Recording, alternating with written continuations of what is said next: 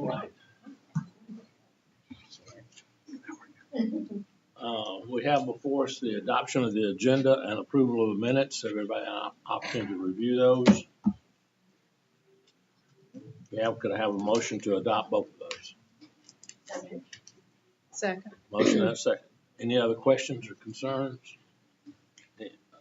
Additions, deletions? Hearing none, all those in favor, signify by putting hand. Thank you. And then as part of information items, I think we're going to have Miss Gina D. Parker with the Foundation.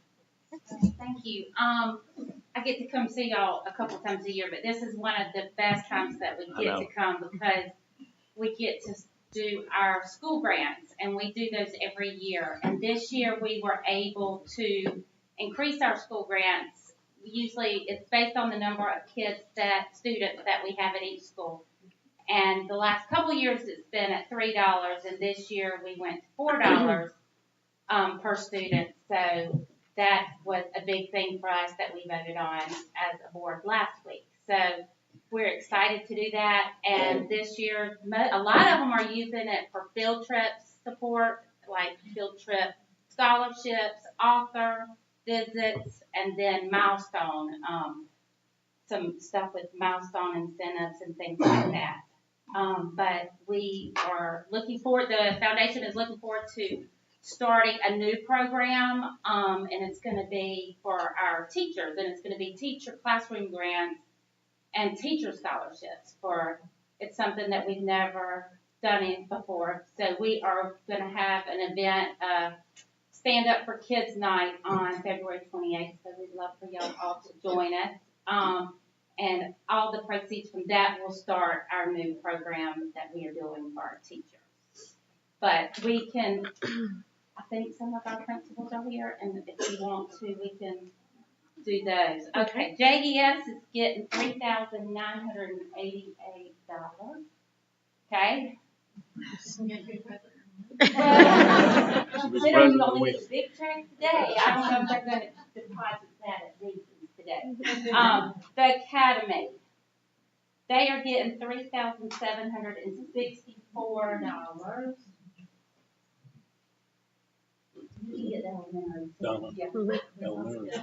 Yeah, That's right, exactly, yes.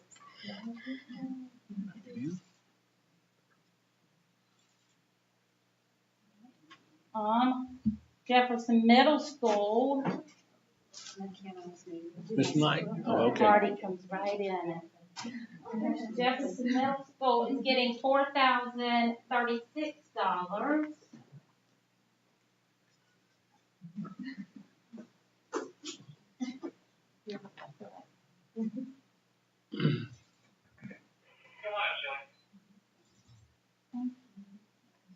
And the high school is getting $5,388. You all did right in front of us.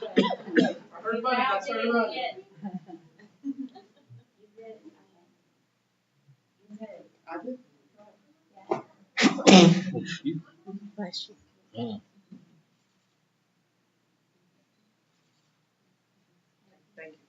But we appreciate it. Yes, thank you. Gina, also tell us a little bit about, you got two more programs, I think, some book program, literature Today programs. we have had a busy day. It started at 7:45 this morning at Academy.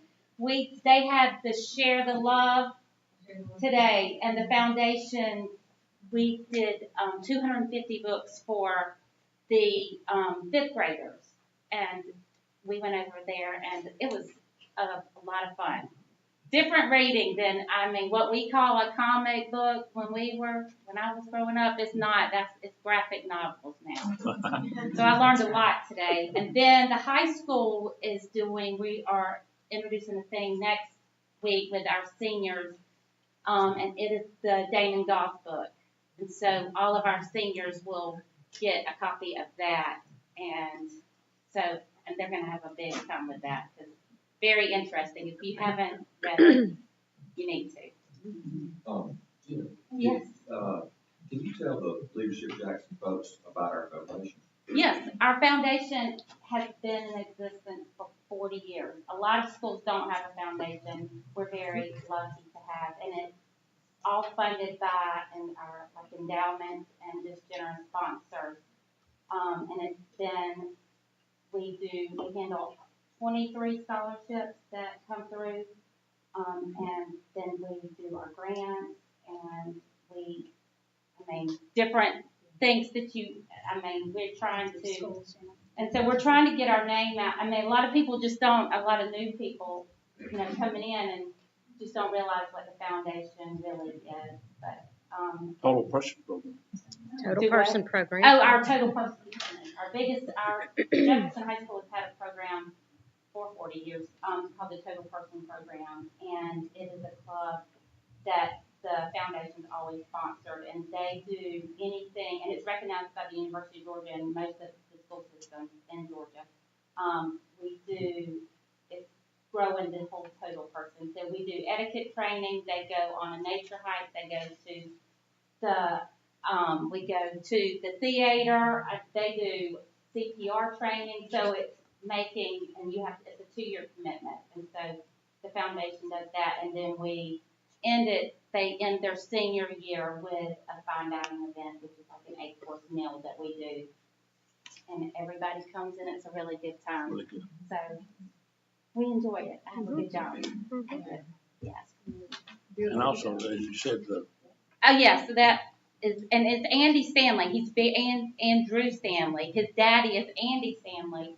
And so he is really, everybody that I've said that we're having him is like, oh, he's really good. I didn't put 2 and 2 together, and I've been talking to him for 2 years until somebody said it. So Lisa said it to me the other day, and I was like, well, there you go. It made my board a little bit. They didn't think I really totally lost it. But they say he's great and that it's going to be a really good night. all right, thank you. Yes. Thank you.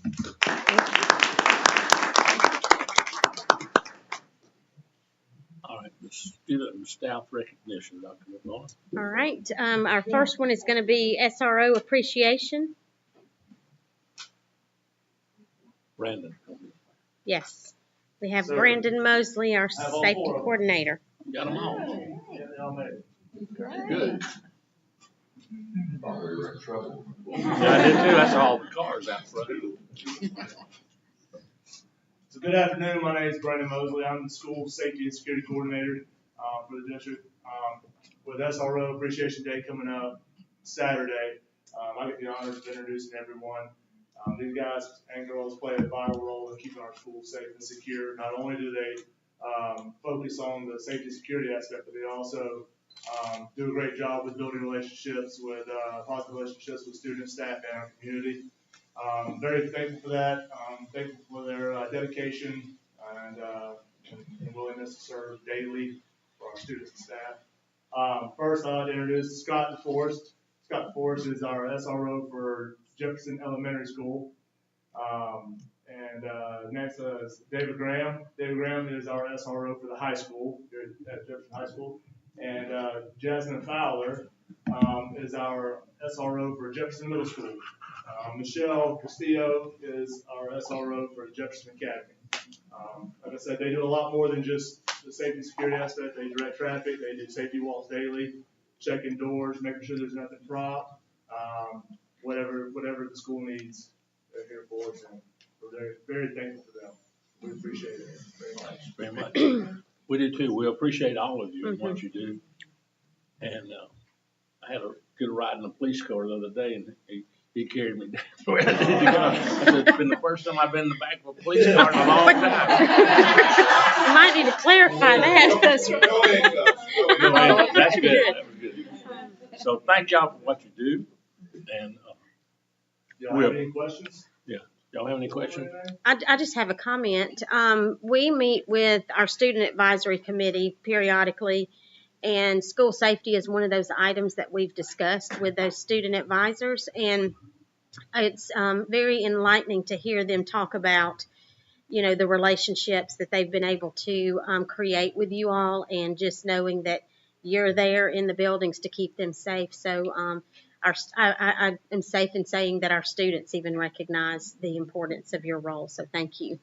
Yeah, Michelle is actually in the process right now of going around with the counselor, teaching a few different classes. Mhm. Rayla, how many classes have y'all taught so far?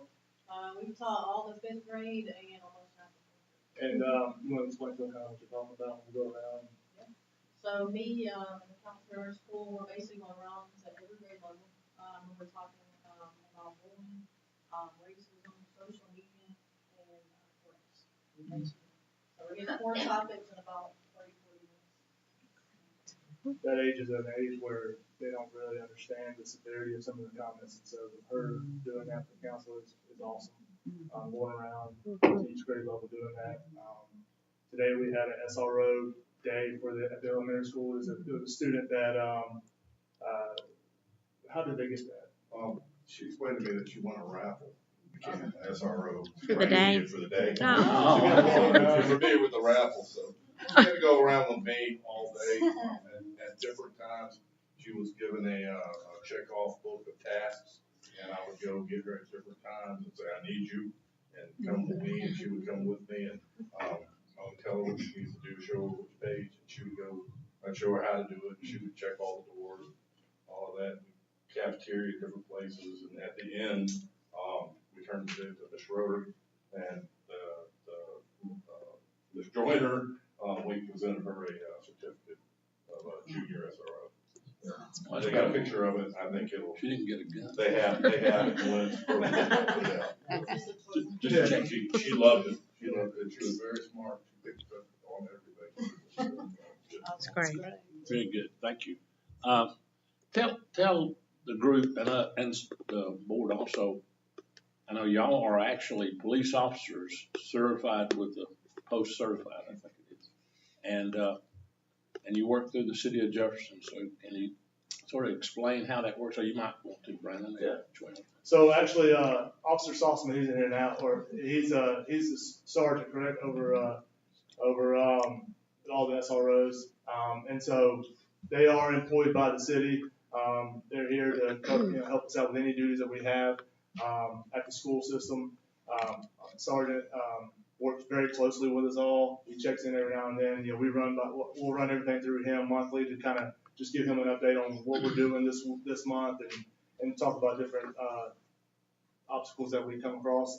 Right now, I think Officer Graham's the only one that's been to the SRO Academy, but starting next month, all 3 of them. You're the only one, correct?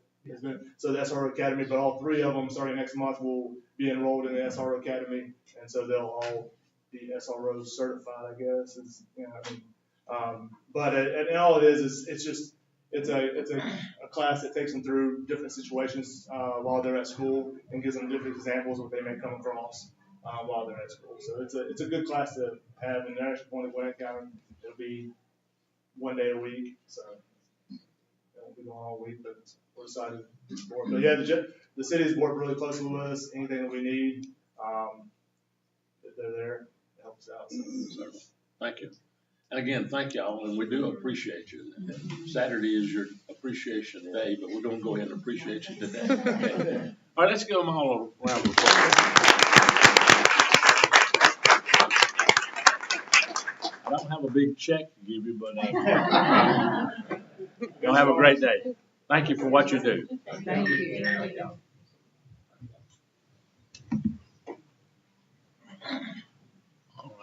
All right, go ahead, Brian. And I think we're going to recognize our spelling bee winner and runner-up. And Miss Ferguson is principal at the academy. She's going to do the honors.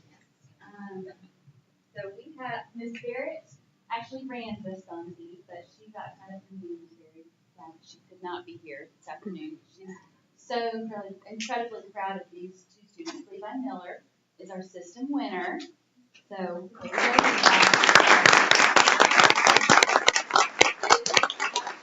Levi's 2nd year in a row at the region to represent the region side. Wow.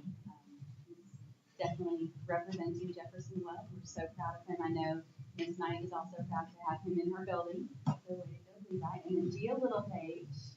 Come on up. Gia is our runner-up, and Miss Barrett actually taught Gia, and she said that she was just so proud to see her up on that stage and as runner-up. So we're very, very proud of you guys. Everyone who was at the bee, it was, I think, a record number of rounds at that spelling bee this year. So we've got some great job, guys.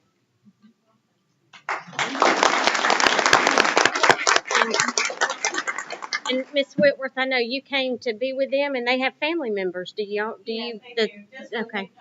So Gia, we're sad to see her go to this party, but she is a supremely talented, extremely bright young lady. She's in our chorus program, and she's going to do great things at the high school. So I'm sad to see you go, Gia, but I know you're going to be amazing in high school. And the last year when Levi won at JA, I was like, oh, I don't like losing. Nobody likes losing. But I knew he was going to end up at the middle school, so we were excited to have him. He won again. It was pretty. I had drank a lot of coffee that morning, and I really had to go to the restroom. And they kept spelling and spelling and spelling. And so I was like, I'm at the door. But it was a wonderful meeting for both of them. And then the entire Miller family is here. All Jefferson students. Her brother was also in the bee. So maybe, and then I think both parents were champion spellers. It's family.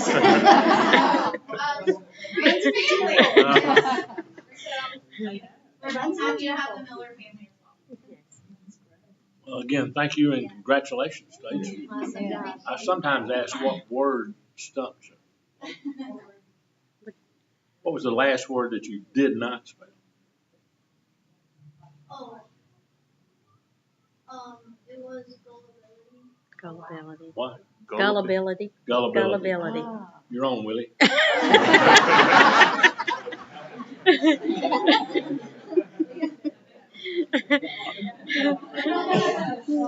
I said, you have phone a friend. That's right. Well, again, congratulations to both of the students and to their families and parents and to their teachers and administrators too. You got them both over the middle school now. Yeah, there we go. We would love for you guys to have more children.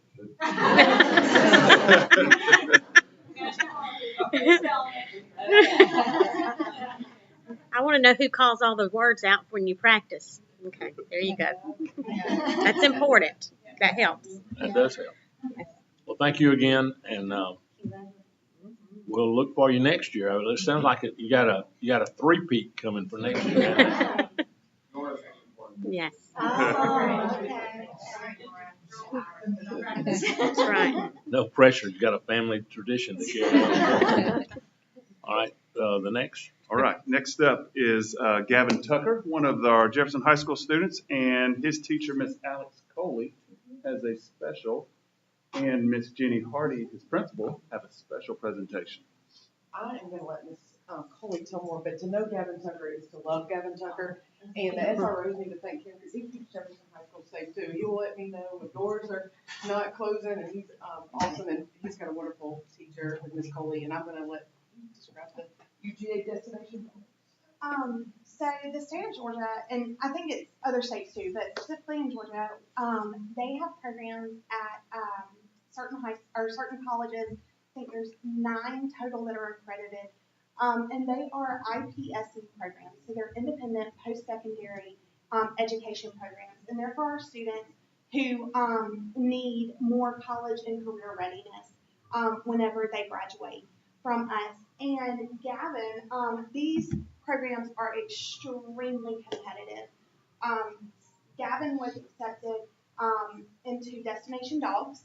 He was one of 15 that was accepted into their cohort this year. It's a 2-year cohort with a chance of extending to a 4-year cohort upon graduation.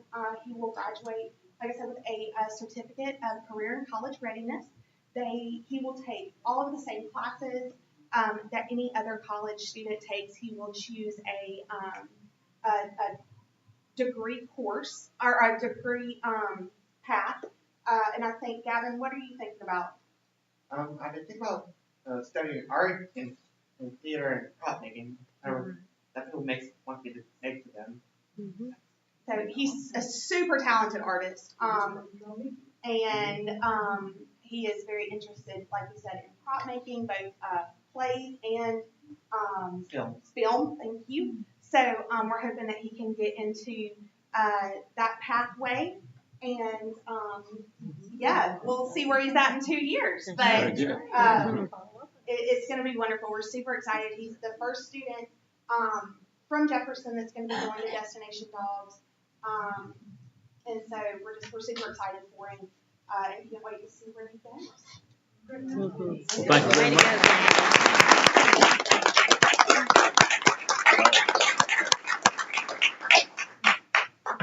All right, and now we got Miss Hardy again. Where'd she All go? right, yeah. Ms. She's Hardy's out gonna spending the money. No, there she is. I try. I do well at it. Dr. Rice?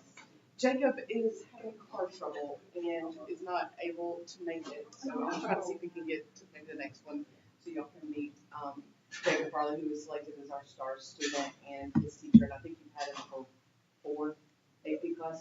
Three AP classes, yes. AP classes. And the day that I went to announce to Jacob that he had gotten a star student, we called him out of class, and he was showing some kind of film, and he made fun of Jacob because he was going to have to miss the highlight of the film. And so Jacob gets to my office, and I'm like, "Congratulations, Jacob!" And I said, "Who are you going to pick for your star teacher?" He's like, "Well, I was going to say Dr. Rice, but you just made fun of me for having him up here." So, anyways, Jacob's very deserving, and Dr. Rice is very deserving as well. He Very much so. does a great job in the classroom all the time. That's the nicest things you said to me all year.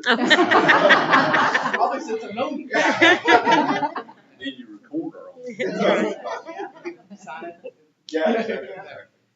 Well, Dr. Rice, thank you very much and appreciate all you do. I know you have more students than Jacob, but I'm sure they all appreciate you just as well as he does. So Well, thank you. I consider myself very fortunate to be here and to get to teach students like this. Well, very good. Thank you. We're glad you're here and we appreciate all you do. Absolutely. Thank you.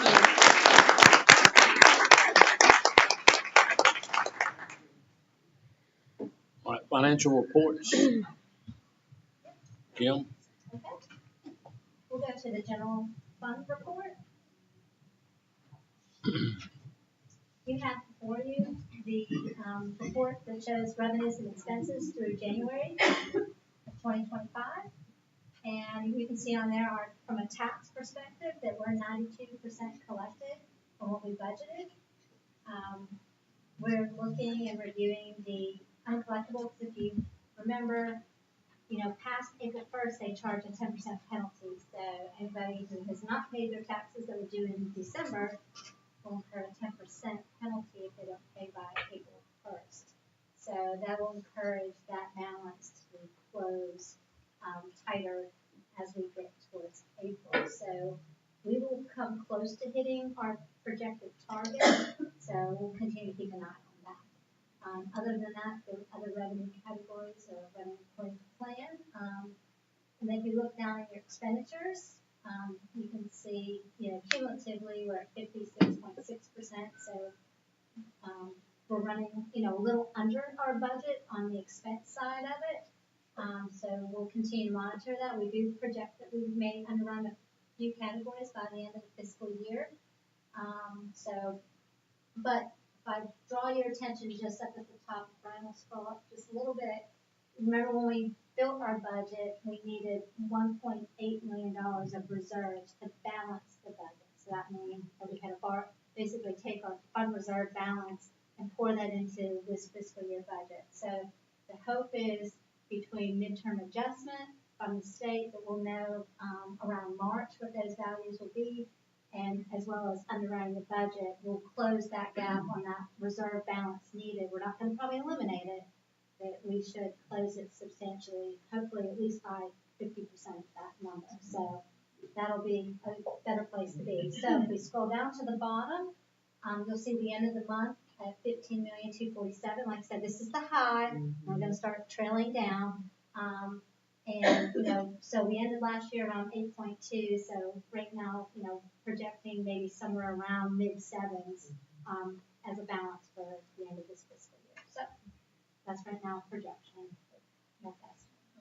And you said that out of that would come the $1,844,000. That's right. If we had to do it. Yeah, if we had to use the full thing, but like I said, hopefully with midterm adjustment and underwriting some of our categories, we'll be able to close that gap. Sure. Okay. All right. And then if we can go to the SPLOSH report detail. This represents the past 3 months of expenditures, which you can see the big line obviously is the middle school project. And if I can just draw your attention to January, you can see that SPLOSH revenue wise, we took in we almost hit the $600,000 mark. So when you compare that to January of 2024, we're 2% higher.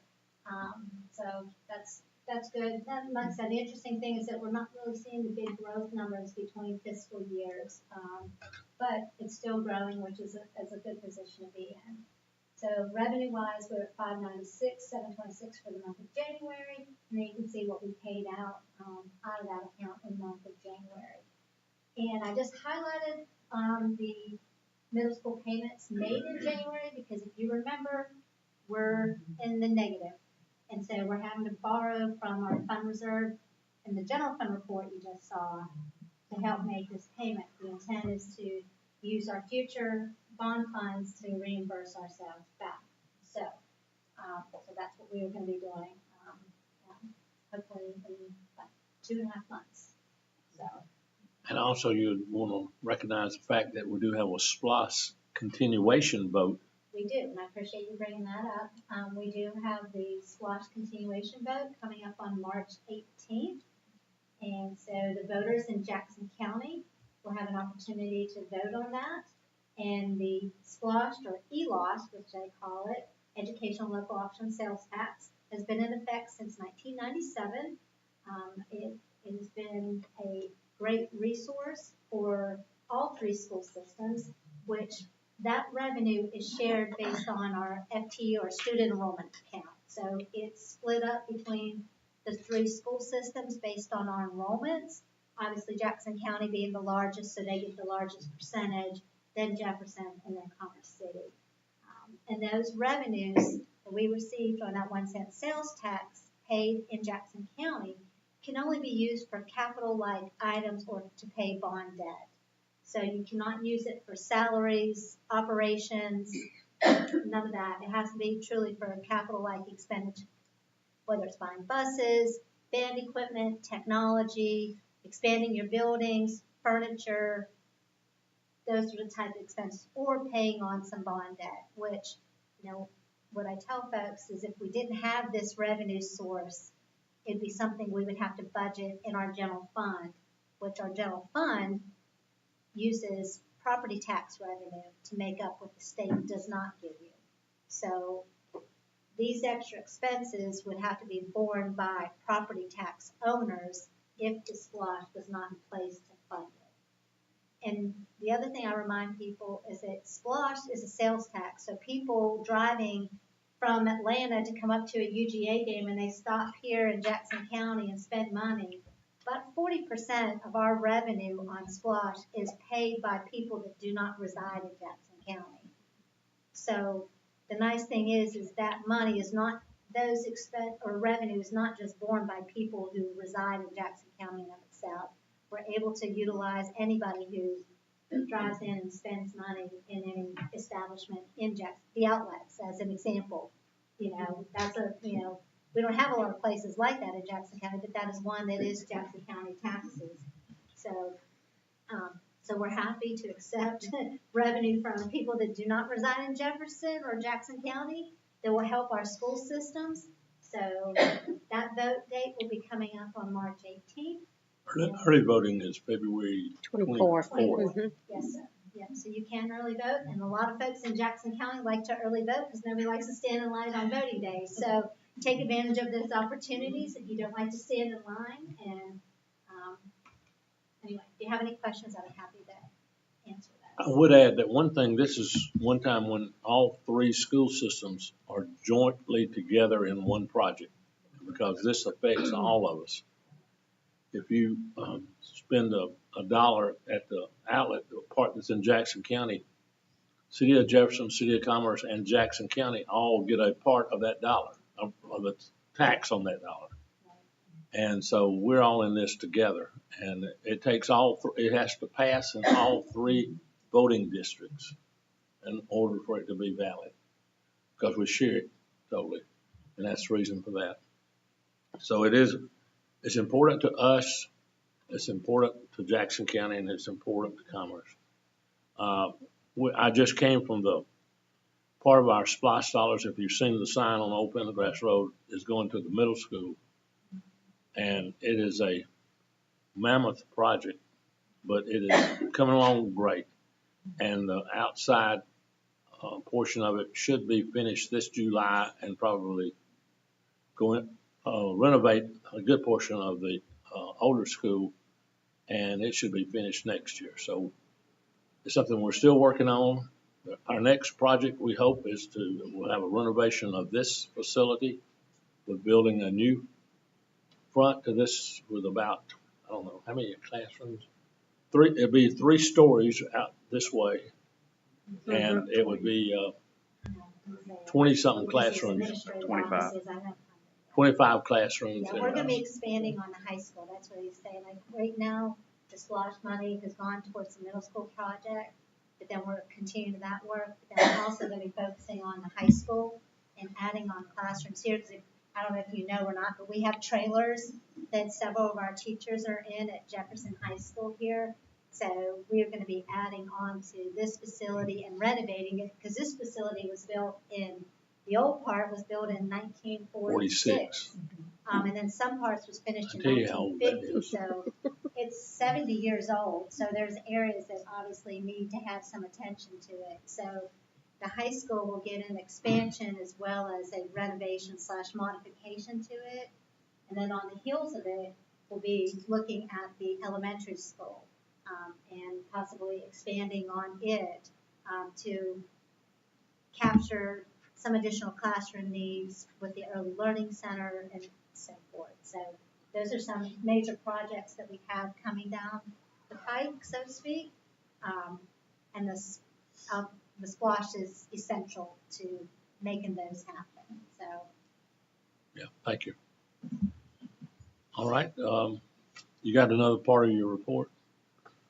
Yeah, we can just quickly look at it. We go to the next report, is the SPLOST projection report. And this one looks really in the red because this is looking out future and looking at the spend plan on the middle school project specifically. So obviously we're going to have the other revenue source to help offset this, but I just wanted to kind of lay out what their spend plan is looking like right now. And I also, this is looking out, like I said, 12 months from now. But we can also focus up in the right-hand corner and try and focus on the debt payments over there. You can shrink down just a little bit and there you go. This just shows you our debt payments, what we're currently paying on SPLOST, what we're paying on the bond taxes, and then also what we get in a federal subsidy. Back in 2011, we were able to apply for a subsidized bond, which basically was to give us an interest-free loan on an $8.3 million project, which was that annex expansion down on the high school. There's 18 classrooms on that far end, and it also expanded the elementary school, the new, which is called the early learning. It used to be the kindergarten wing and the cafeteria, was an expansion done there. So anyway, that's what that federal subsidy is, and that'll be paid off in 2028. So those are the different revenue streams and how we're paying for our current bond debt, and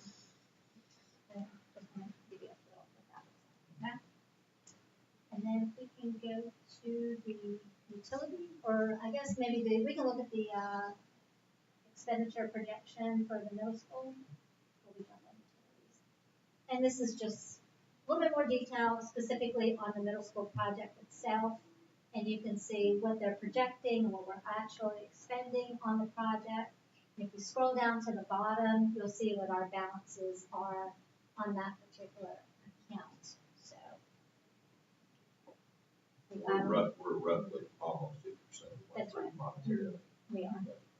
And you got to remember the big expense is the new, the new classrooms, the new media center.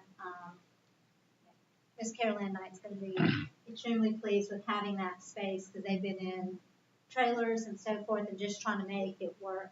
They don't really have the front office, so they've been great to work with Carol Daniel on that project. So, okay. Okay, anybody else have any other questions about any of the financial report? And then last but not least, the utility report. This just compares our utility consumption. I'm looking at January of 2024 to January of 2025. Georgia Power had a rate change, but you can also see our consumption is up in regards to that as well. Gas, nothing real alarming there. If you look down on the water, you can see the middle school is up substantially. Well, it's because of the project.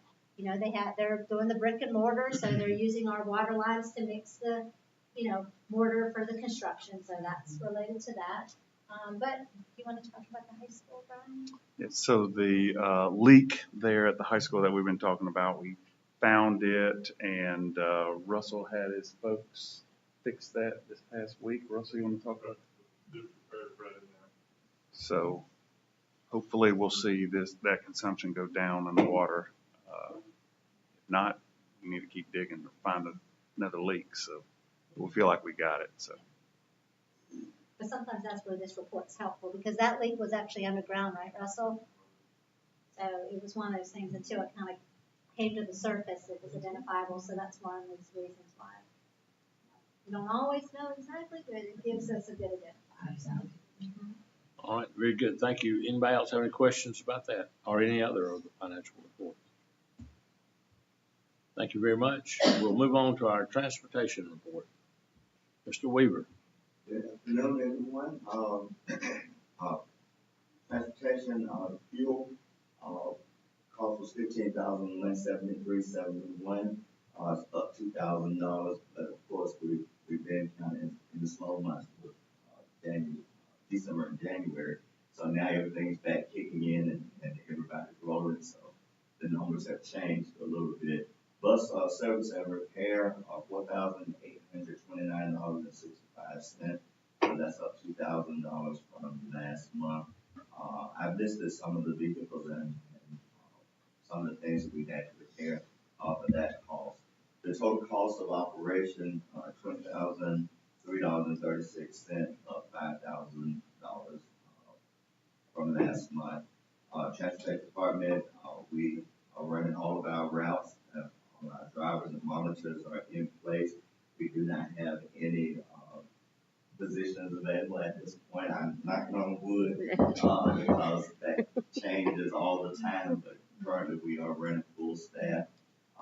We are running 18 regular ed buses, 2 sped buses, 1 GNEX bus, and field trips for January was 56. Currently have 59 field trips on the list for right now, but that changes daily as well. And just to give an update on the propane infrastructure, just about everything is installed. We're almost to the point where we're ready to do the grading and put the asphalt down for the buses to be able to go. But everything is in place, so we should be running real good with propane. The drivers are still excited. The students are still excited about riding green. So everything seems to be running pretty smooth. And we purchased 3 propane buses, so that's what Mr. Weaver's talking about. Yes. Okay, thank you, Mr. Weaver. I was at the middle school for a facilities committee meeting, and I got blocked in by, I guess it was, what did you say? You had 18 buses? I think they would block me in. Yes. I didn't see you driving on one of them. I was going to wave at you to get you let me out. It's amazing. I didn't have to drive today. They were moving right along. Yes. I didn't see one child that said he got bus lift. That's always a good day. Yes, indeed. Well, thank you very much for what you do, and we're glad that you're fully staffed. I know that's a concern always. Yes. Okay. Instructional program report. Dr. Hicks. Okay, as you saw earlier, we do have SRO Appreciation Day tomorrow. I can't believe, I still am amazed at the difference it makes just knowing that those officers are in our buildings. It's huge for everybody, students included, like Dr. Malone said. We have registration going on at JES. The pre-K is currently in the middle of their registration process. It ends March the 4th. And there are, I think, a few seats left, although we're very close to having all 10 of our classes full again. The results of that will be communicated to parents on March the 10th. And then our kindergarten screening and registration will take place over the course of 3 weeks in March. On Tuesdays and Thursdays, we will have kindergarten teachers available from 3 o'clock until 6 o'clock to take registration and to perform those screenings as necessary, which our pre-K students, our current pre-K students do not have to go through that process. So that's for the other students in the community who are not part of that program. And at Jefferson Academy, our 4th grade is proposing to change their big field trip for 4th grade, which they usually go to Tybee Island. They've been doing that for a long time. They are wanting to switch that to a trip to Rock Eagle. I think the students and the teachers and the administration are very excited about this. First of all, the cost is going to be reduced considerably. We'll be able to take our own buses, and we have to take charter buses. That just introduces a really large cost for families. And those activities will be geared, focused on Georgia's, not only Georgia standards, but they'll also get to learn about our 4-H program, which is big for us, and we're really excited about that part. We did have Dragon Day today. I know everybody's kind of mentioned that. It's been a really exciting day. I know Ms. Hardy probably has things to say about it. Ms. Knight probably does. I know Savannah's got things to say about it. The kids were very excited. 5th graders love pizza, I understand. They're real happy. So it was, I think it was a very successful day. I stopped by here earlier just to see the opening assembly stuff that they do here at the high school for those 8th graders. And all those 8th graders were so well behaved and enjoying everything that we presented to them. So that was nice. It's an exciting time for kids to get to think about, what we're going to get to do next year. And I know it seems to them, it seems like it's years away from February to August. All of us, it seems like tomorrow. We're behind the game. And then, of course, you heard about the foundation and how they're supporting literacy. Ms. Hardy, you want to talk a little bit about the kickoff? Yes, Coach Brown is taking this on, and he's contacted the World War II Foundation that we have resources for the book, and he's going to use some of those. We're going to start off with the senior class big kickoff, and then we've got incentives planned. What we're going to do is be with them quickly.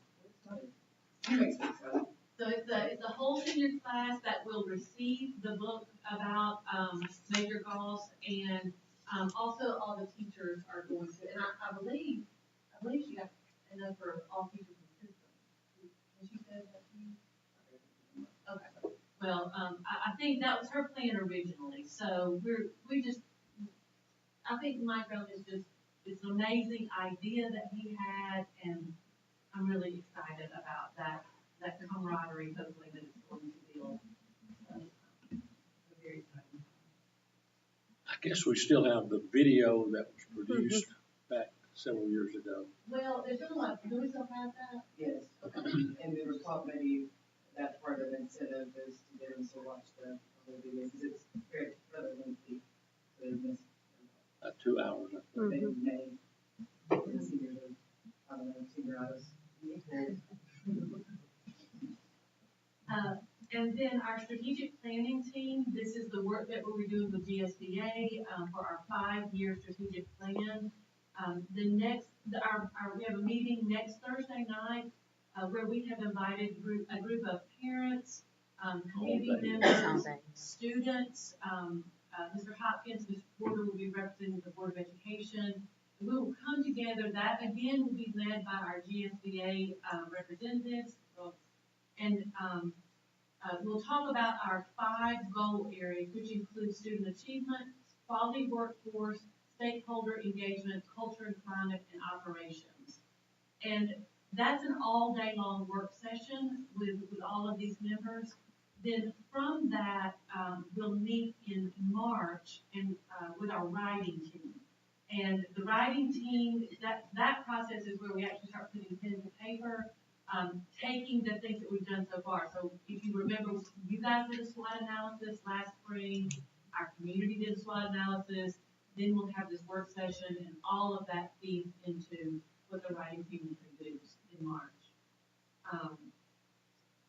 Then as a reminder, the Smart Teacher and Teacher of the Year banquet is going to be on February 24th. That's going to be at the Civic Center again, and it's from 6 to 8, so please be sure. We did mention it last month also, but make sure that's on your calendar. And then the retreat for you guys will be on Friday, March the 14th. And then we have Currently working on finalizing our E-rate funding request for this year. We're hoping to secure funds to go towards network equipment at the middle school, as well as our managed services that we have, and looking towards the hopefully be able to secure funds for all of our right to use licenses for all of our network equipment. So those are our items for E-rate for this year. We did find out last month that we did not receive any of the funds for the cybersecurity pilot program that E-rate was doing. Remember that was a $250 project. We were notified that we did not have a high enough reimbursement percentage, and we ran out of funds before they got to we did not just part of that.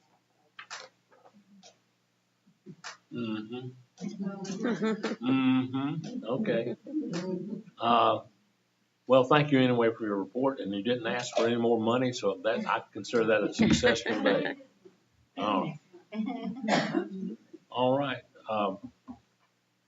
Yeah, Ms. Knight, I see that she's here, and she talked about the technology at your buildings, and we know I looked at them today. And I did want to tell you too that someone picked up your check. I'm not sure what they did with it, but joiners, yeah. Good luck. Good luck. What they use the term is they claw it back. Yeah. Clawing it back. Good luck for you. Okay, the facilities report. We're going to talk about it kind of. Few things just to go over real quick, give everyone an update on the middle school. I know our color committee last week had an opportunity to pick some colors there on the front columns, and then get a tour of the admin library and classroom part. And so just a quick overview here. Overhead rough ends in the admin library and classroom, 95% complete. Exterior foam insulation is complete. Metal stud framing, 90%. Sheetrock halfway finished. Roofing is at 95%. Windows are 70% brick and block. The exterior brick and block, if you've been by there, you know it's almost complete. Sidewalks are going in. They're halfway complete, and our HVAC rooftop units have been put in place. They are not hooked up, but they are in place there in the front. And then back where the new gym will be located, they're a little bit behind the front office, but not too far behind. Brick and block, almost complete. Overhead rough ends at 70%. Roofing at 80%. Spray foam, 90%. Metal stud framing at 50%. And windows are 50%. So they're coming along. Our report today was that their intended completion date is probably going to happen right around the first week of July. And so we're moving along. We want to keep them on pace. So I do have a few pictures to share. Right there, that first picture is the looking from the front of the building there, looking into the media center. It looks even better. It looks great on the outside, but looks even better on the inside. Those huge windows and just the big space is going to really be nice for our middle school students and teachers to take advantage of. So it's coming along very well. There you can see on the other side of the front columns is the admin portion of the front office, and they're putting in sidewalks there along the front. And then that's just a couple of our admin offices there in admin portion of the front area. So they're coming along, and I know our folks are looking forward to moving in there starting next year. Going back to the report, I do want to mention we've done some, Liz French and I have been out in the wetlands a little bit, met with the Oconee River Land Trust, looking at the bridge project that we've been talking about over the last, what seems like a year. There is, as the city is finishing up their sewer project out there, and they're about ready to turn that back over to Liz and the school system so we can start getting our students back out there. There are some things that need to be addressed because we haven't had the opportunity to do anything out there for a year.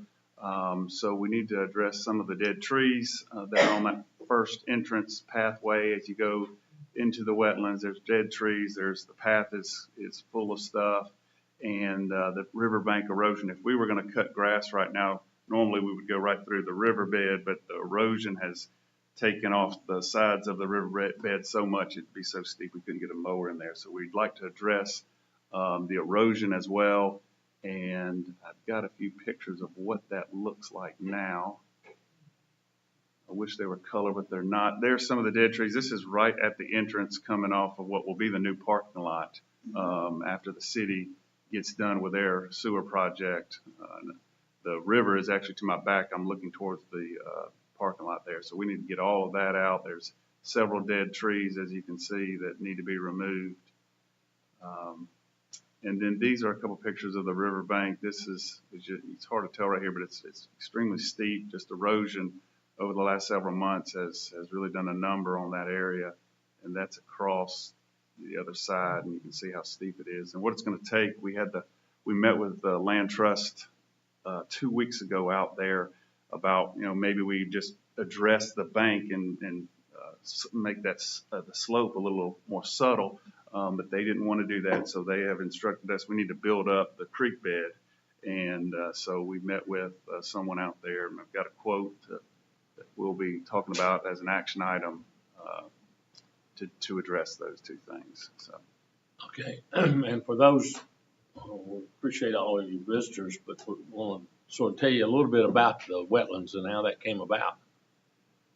Is we had a donation of I think it's 186, is that what it is? Close to 180. Mm-hmm. Do what? Close to 180 total. Yeah, 180 acres of land right on the Oconee River, just headed toward Winder, where the bridge on that road is, the property to the right. Swampland out through there, that's our property. And we have developed a course in teaching about ecology and water quality and those type things. And we use that facility to indoctrinate our students.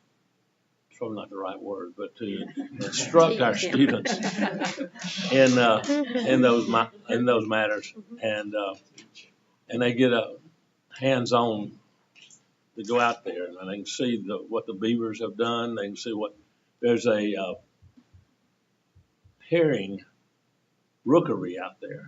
I mean, tremendous number of herons that roost. I didn't realize they roost in the trees, and that's out there. And but that land is in a conservation land trust with the Oconee River Land Trust out of Athens, and so we really can't. It's our property, but there's not much we can do with it unless they approve it. And their goal is to approve it to conservancy. And so that's what Mr. Moore was talking about. We've got a lot of plans we would like to do out there, but they don't necessarily see it the same way we do. We're looking at it from the standpoint of getting students out there and community members to get out there to see what's out there and to understand the ecology of what's going on. That was originally, I'll give you a 2-minute synopsis here. That was originally owned by a group of duck hunters. And they built a dike that they had stops in it that they could let water in or water out coming out of the river. And so they'd let the water out and drain it down and then clean it out. And what I understood is they baited the field They put a lot of corn or whatever else ducks like to eat out there, and then they filled it back up. Ducks came in and they had a sport going on. One of the members told me, said they didn't call it hunting, they called it shooting. So there's a lot of ducks that came in out there. But anyway, they got too old to get out in the canoes or in the boats, and so they made the deal with the Conservancy, the Oconee River Conservancy. But then they had nothing to do with the property, so they gave it to us. And we do use it quite a lot, and it's a very educational point. But I really feel we could do a lot more with it if the Oconee River folks would just be a little more lenient. If you go out there today and you want to get from the parking lot onto the main property, you got to go through a creek. I mean, you got to walk through a creek, and or go through the bushes and brambles out through there. But it's original. It really is. So, but anyway, that's what that is, and we would love to build a bridge out there so you can just walk across. Like a footbridge to make it more accessible. And they won't let us do that because it's not natural. But we're still working on it.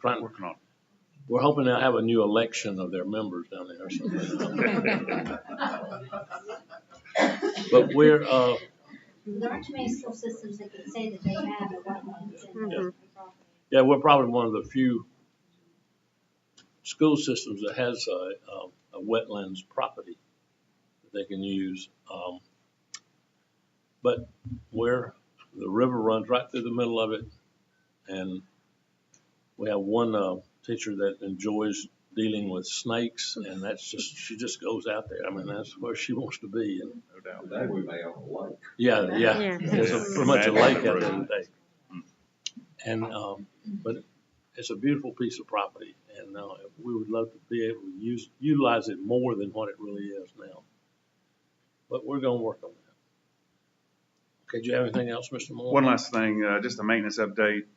Russell provided us, and I'm going to turn it over to him, let him cover these items. Russell, yeah, there he is.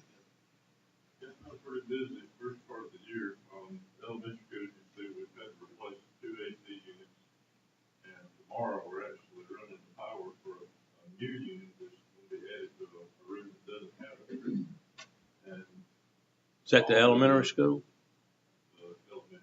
Okay. It's a room that was used for a classroom, now being used for some kind of special attention to students. I don't really know what it's called. But They're learning in there. They're gonna be good readers. I don't use the proper adverb. Or adjectives, either one. Yeah. The academy, we ended up converting all the stage lighting over to LED because we had to build scaffolding to get to it because they don't make a lift that's available to get on that stage. So I had to borrow scaffolding and build scaffolding. So I figured while we were up there, we were going to convert all that lighting to LED. We also did the Performing Arts Center. All the stage lighting over here was converted to LED this past month. The water main break is, we already mentioned. And also, one kids are out, I think we're running power for an air compressor for the robotics. Mr. Farmer, while they're out, he's going to start teaching pneumatics for how to in his class. So we're installing an air compressor in there while they're out the next 2 days. Okay. It's been kind of busy. Thank you. You're doing better. You've been out some. That's all this catching up in November. Okay, we're glad to have you back. All right. Anything else, Mr. Moore? That is it. Yes. Okay. Anybody have any questions you would like to address about the facilities report? Hearing none, we'll move right along to the action items. Dr. McMillan. All right, we have 3 action items this month. The first one is to approve House Bill 581 resolution, and this, we had our required hearings, three hearings associated with this process, and now that we are through that advertisement phase and the budget hearings. We're at a point where by March 1st, all school districts as well as municipalities must make a decision regarding House Bill 581. And so I would like to make the recommendation to approve the resolution to opt out of House Bill 581. And Mr. Hopkins and Ms. Navis, I don't know if you have any comments you want to add before regarding this, but we've basically gone through that process, and this is after we've done an in-depth study of the financial impact of this process on our school system. This is the recommendation that I would like to make, is to opt out. Very good. You've heard the recommendation of the superintendent. Do I have a motion to that effect? Motion. Have a motion. Is there a second? Second. Motion and a second. Hearing none, are there any other questions or concerns or comments?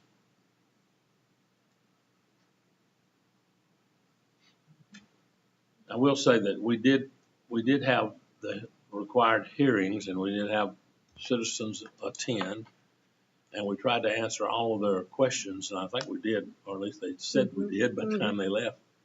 And this is this House Bill 581 would have severely impacted the operation of the school system by limiting us artificially on our tax digest. And this is something which I've argued with the legislature many times, is that they take something that they want to have done in a local community and then make it apply statewide. And I feel this is one of those things there. And also we did just approve the by vote of the senior exemption that will severely impact our digest for the because of that, and gives all those 62, 65, and 70 years old, the property owners, household property owner, because it's homestead exemption, the ability to exempt part of their property tax. But what I tried to explain to everybody is that's not a true exemption, it's just a transference. And what us old folks are saying is we turn it over to the young folks to pay our taxes. And so that's what that does. It transfers. We still need basically the same amount of money, but we got a fewer people to get it from. And so it transfers it to the younger homeowners who are not subject to that exemption to pay those additional taxes. Sorry about that. But anyway, that's the reason we really felt strong about the opting out. It could be a full exemption, but it may not be a full exemption, depending on the value of the property. Yeah, it depends on the value of the property. But if you get an exemption of up to $100,000 off the assessed value, means you'd have to have at least a $250,000 house to be able to, and you would get a full exemption of all school tax. But that is if you're 70 years old. I think that one is. And that's school and it ramps up to that from 62 up to 70 years old.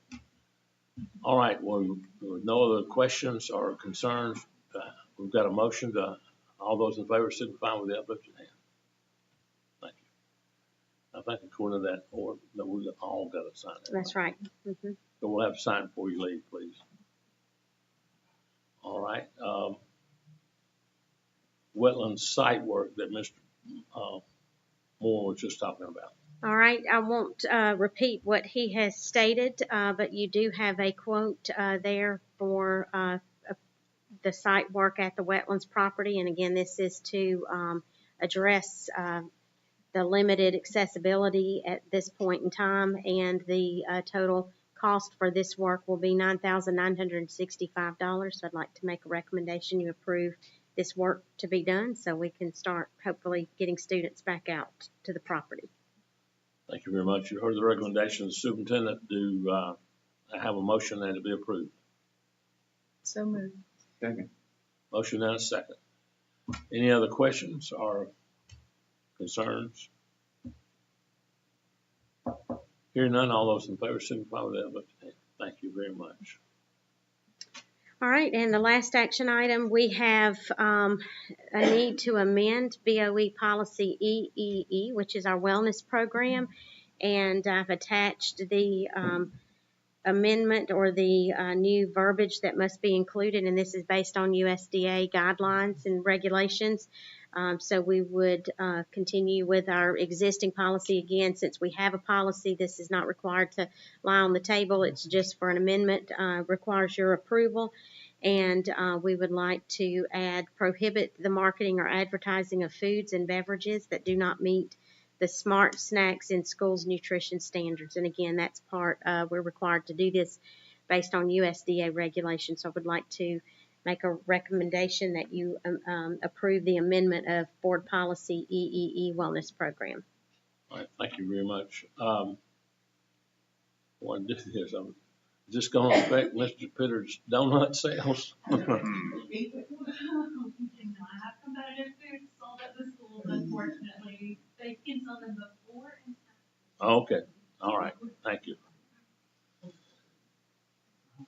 I know he would hate to not sell the donuts.